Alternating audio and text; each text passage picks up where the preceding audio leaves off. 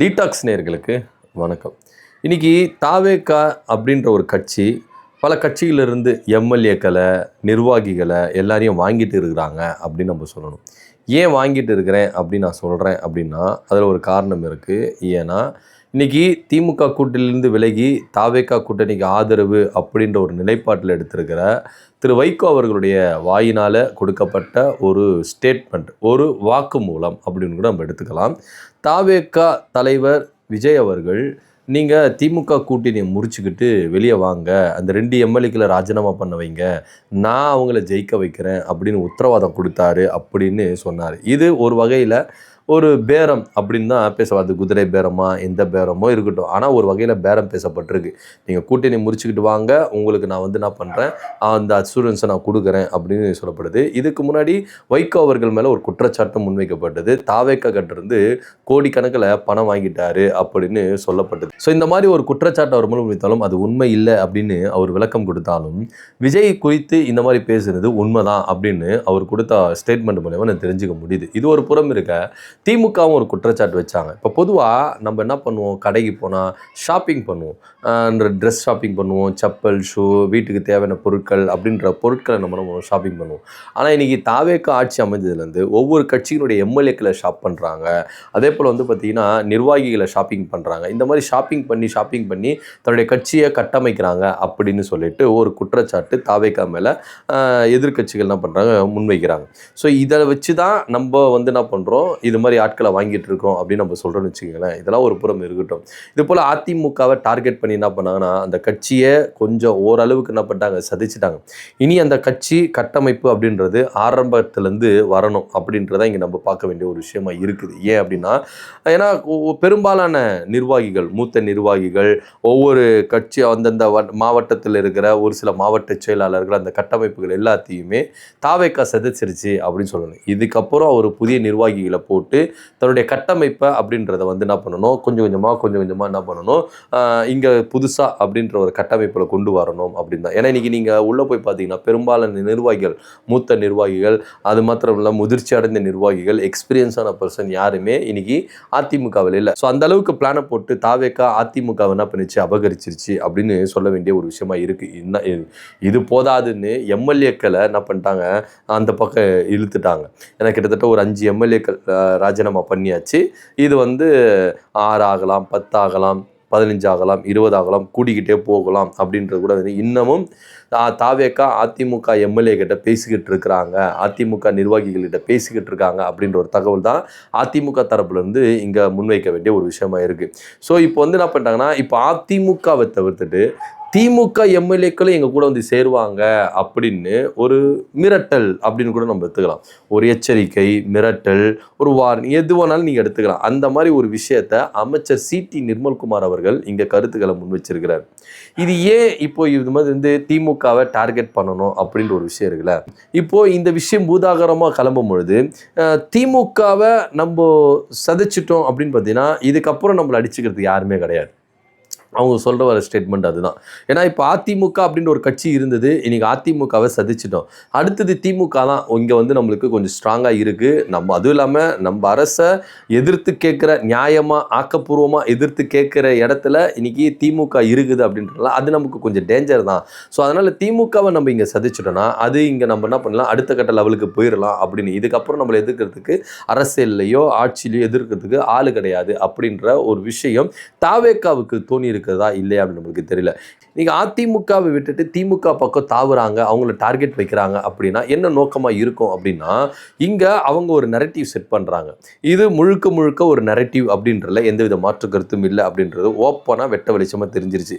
திமுகவும் அதிமுகவும் கூட்டணி சேர்றதுக்கு வாய்ப்புகள் இருக்குது. இவங்க 2 பேரும் சேர்ந்துக்கிட்டு இன்னைக்கு கூட அவங்க என்ன பண்ணுறாங்க, ஆட்சி அமைக்கிற அப்படின்ற ஒரு முனைப்பில் அவங்க என்ன பண்ணுறாங்க, செயல்பட்டுக்கிட்டு வராங்க அப்படின்ற ஒரு விஷயத்தை அமைச்சர் நிர்மல்குமார் அவர்கள் என்ன பண்ணுறாரு, முன்வைக்கிறார்.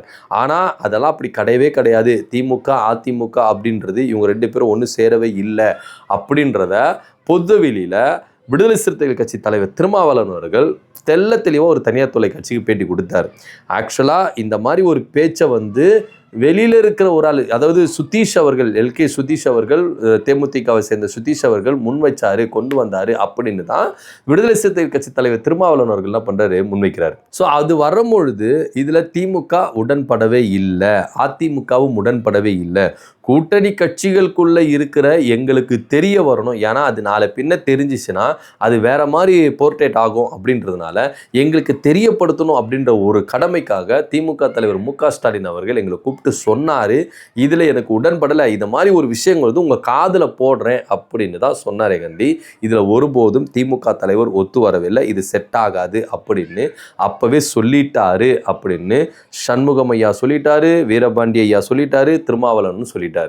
ஆனால் இன்னமும் தாவேகா இதையே பிடிச்சிக்கிட்டு என்ன பண்ணுறாங்க, செயல்பட்டு இருக்காங்க. இது ஒரு வகையில் நெரேட்டிவ் செட் பண்ணுறாங்க. ஏன் அப்படின்னா இந்த விஷயத்த சொல்லி தான் இன்னைக்கு தாவேகா அதிமுகவை சதிச்சிருக்கு. ஏன்னா அதிமுகவில் இருக்கிற சி.வி. சண்முகமும் எஸ்பி வேலுமணி போன்றவர்கள் ஆரம்பத்தில் இந்த விஷயத்தை தான் சொன்னாங்க. இது உண்மையாக இருக்கும் பட்சத்தில் திருமாவளவன் அவர்கள் சொல்லியிருப்பார். ஏன்னா திருமாவளவன் அவர்களை முதலமைச்சராக இங்கே அவரை முன்னிறுத்தி தான் அதிமுக கூட்டணி ஆதரவு அப்படின்னு பேசப்பட்டது. அப்படி இருக்கும்போது திருமாவளவர்கள் இதை உண்மையை தான் சொல்லியிருக்கணும். ஆமாங்க, நடந்துச்சுன்னா நடந்துச்சு சொல்லியிருக்கணும். ஆனால் அப்படி நடக்கவே இல்லைன்னு சொல்கிறாங்க. So CV. சண்முகம் மூலிமா இது ஒரு நரேட்டிவ் இப்படி செட் பண்ணுங்க, இப்படி பண்ணுங்க அப்படின்னு சொல்ல வச்சாங்களா இல்லையா நம்மளுக்கு தெரியல. இதன் அடிப்படையில் தான் அதிமுகவில் இருக்கிற பல நிர்வாகிகள் என்ன பண்ணாங்க, வெளியேறினாங்க. இன்னைக்கு வெளியேறி தாவேக்கா பக்கம் போனால் கூட அவங்களுக்கு ஒரு தினப்பட ஒரு இடம் அங்கே இருந்துதா அப்படின்னா கிடையவே கிடையாது. இன்னைக்கு போனவங்களாம் எங்கே இருக்கிறாங்க அப்படின்றது கூட நம்மளுக்கு தெரியலன்னு வச்சுக்கோங்களேன். ஏன்டா இப்போ நம்ம வந்தோம் அப்படின்னு கூட பல பேர் என்ன பண்ணுறாங்க, யோசிக்கிறாங்க அப்படின்றது கூட நம்மளால் புரிஞ்சுக்க முடியுது. ஸோ இதெல்லாம் ஒரு புறம் இருக்க, இன்னைக்கு திரும்பவும் இந்த விஷயத்தை கையில் எடுக்கிறாங்க தாவேகாவினர். அதாவது திமுக அதிமுக ஒன்று சேர போகுது, இப்போ கூட அவங்க பிளான் போட்டுட்டு இருக்கிறாங்க, நாளைக்கு கூட இது மாதிரி விஷயங்கள் நடக்கிறதுக்கான வாய்ப்புகள் இருக்குது அப்படின்னு கூட அமைச்சர் சி.டி. நிர்மல்குமார் அவர்கள் சொல்றாரு. ஸோ இதை காரணம் காட்டி இது மாதிரி பேசி தான் அதிமுக எம்எல்ஏக்களும் நிர்வாகிகள் என்ன பண்ணாங்க, தாவேகா பக்கம் வந்தாங்க. இப்போ கூட திமுகவில் இருக்கிற பல எம்எல்ஏக்கள் என்ன பண்ணுறாங்க, தாவேகா வரத்துக்கு ரெடியாக இருக்கிறாங்க அப்படின்னு ஒரு மிரட்டி பார்க்குற விதமாக தான், ஒரு எப்படி சொல்கிறது, ஒரு கல் எடுத்து போடுவோமே, சதறலையான்னு சொல்லிட்டு ஒரு கல் எடுத்து போடுவோமே அப்படின்ற ஒரு ரேஞ்சுக்கு தான் அமைச்சர் சி.டி. நிர்மல்குமார் அவர்கள் இந்த மாதிரி ஒரு விஷயத்தை செயல்படுறாரு. ஆனால் திமுக தரப்புலேருந்து கொடுக்குற பதிலடி என்ன இருக்குன்னா, கண்ணா நீ தப்பு கணக்கு போட்டுட்ட, இது திமுக அதிமுக கிடையாது அப்படின்னு தான் இவங்க என்ன பண்ணுறாங்க, பதிலடி கொடுத்துட்டு இருக்காங்க. ஏன்னா ஒரு சின்ன எக்ஸாம்பிள் சொல்கிறேனே, இது வந்து பல பேருக்கு தெரிஞ்சிருக்கும், நம்மளோட பேசியிருக்கோம், இருந்தாலும் ஞாபகப்படுத்துறதுக்காக சொல்கிறேன். ஏன்னா இன்னைக்கு வந்து திமுக உடஞ்சிரும் அசால்ட்டாக இவங்க பேசுகிறாங்க. திமுக உடையாதுங்க அப்படின்றதுக்கு புரிய வைக்கிற அளவுக்கு ஒரு எக்ஸாம்பிள் சொல்கிறோம். ரிசல்ட் வந்ததுல்ல, தேர்தல் முடிஞ்சு ரிசல்ட் வந்தோடனே யாருக்கும் மெஜாரிட்டி கிடையாது. தாவேகாவுக்கு கிடையாது, அதிமுக கிடையாது, திமுக கிடையாது, யாருக்கும் மெஜாரிட்டி கிடையாது. ஸோ இப்போ அடுத்த கட்ட லெவலுக்கு என்னென்ன பண்ண போகிறாங்க அப்படின்னு ஒவ்வொரு கட்சியும் தீவிரமாக யோசிக்க ஆரம்பித்தாங்க. யாருக்கு கூட ஆதரவு கேட்கலாமா, இல்லை இவங்களுக்கு அப்படி கேட்கலாமா அப்படின்னு பல விஷயங்கள் நடந்தது. இதில் குறிப்பாக தாவேகா என்ன பண்ணாங்க அப்படின்னு பார்த்தீங்கன்னா, திமுக கூட்டணி கட்சிகளுக்கு அழைப்பு கொடுத்தாங்க. அதிமுகவை கூடாமல் இவங்களுக்கு அழைப்பு கொடுத்தாங்க, வாங்க ஆட்சி புரியலாம் அப்படின்னு சொன்னாங்க வச்சுக்கிறேன்.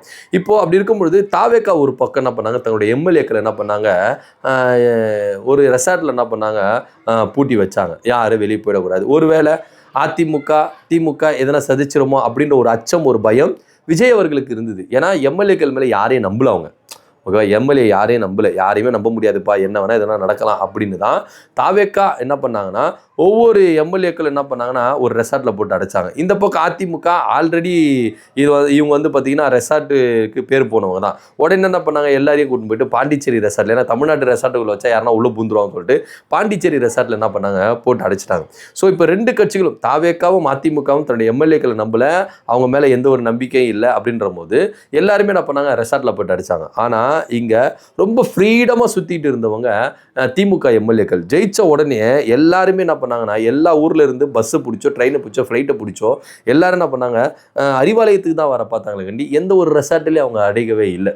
ஸோ இந்த அளவுக்கு ஃப்ரீடமாக சுற்றிட்டு இருந்தாங்க. ஏன்னா திமுக எம்எல்ஏக்கள் தெரியும், திமுகவை விட்டுட்டு வேற எங்கேயும் போக மாட்டாங்க.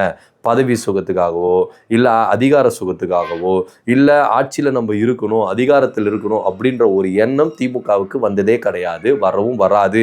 அப்படின்னு தான் எந்த ஒரு ரெசார்ட்லேயோ எந்த ஒரு இடத்துலையோ அவங்களை அடைச்சி வைக்கல, ரொம்ப ஃப்ரீடமாக இருந்தாங்க. ஏன்னா அவங்களுக்கு தெரியும் திமுக எம்எல்ஏக்கள் யார், திமுக கொள்கைகள் என்ன அப்படின்றது, உடன்பிறப்புகள் யார் அவங்களுக்கு நல்லாவே தெரியும். ஸோ இந்த ரெண்டு கட்சியும் ஒவ்வொரு எம்எல்ஏக்கள் என்ன பண்ணாங்க, அப்படியே பொட்டி பாம்பு காக்கிற மாதிரி காத்தாங்க. ஆனால் திமுக ஃப்ரீடமாக விட்டது. இதுலேருந்தே தெரிஞ்சுக்கணும், திமுக எந்த கூட்டணிக்கும் போக மாட்டாங்க, எந்த கட்சிக்கும் போக மாட்டாங்க, பதவியை ராஜினாமா பண்ண மாட்டாங்க அப்படின்னு. ஆனால் ஒரு சில காரணங்களுக்காக, அற்ப பிரயோஜனத்துக்காக இன்னைக்கு சிடி நிர்மல்குமார் அவர்கள் இந்த மாதிரி ஒரு விஷயத்தை என்ன பண்ணுறாரு, திமுக மேலே போடுறாரு. ஆனால் அவருடைய கனவு பலிக்காது. இது அதிமுக இல்லை, இது திமுக. கிழவன் தாடி பிளட்டு அப்படின்னு சொல்லிட்டு இன்னைக்கு திமுக வந்து என்ன பண்ணுறாங்க, பதிலடி கொடுத்துட்டு இருக்காங்க. ஒருவேளை அமைச்சர் சிடி நிர்மல்குமார் அவர்கள் சொல்ற மாதிரி திமுகவை குறைச்சி எடை போட்டுட்டாரோ, அதிமுக ரேஞ்சுக்கு திமுக வச்சு பார்த்துட்டாரோ அப்படின்ற ஒரு கேள்வியும் நமக்கு இருக்குது. ஒருவேளை அவர் சொல்றது நடந்துச்சுன்னா அதிமுக மாதிரி திமுக எம்எல்ஏக்களும் போயிடுவாங்களோ அப்படின்ற ஒரு கேள்வி இருக்குது. இதை பற்றியோட கருத்தை நம்ம கமெண்ட் பண்ணுங்க. நன்றி, வணக்கம்.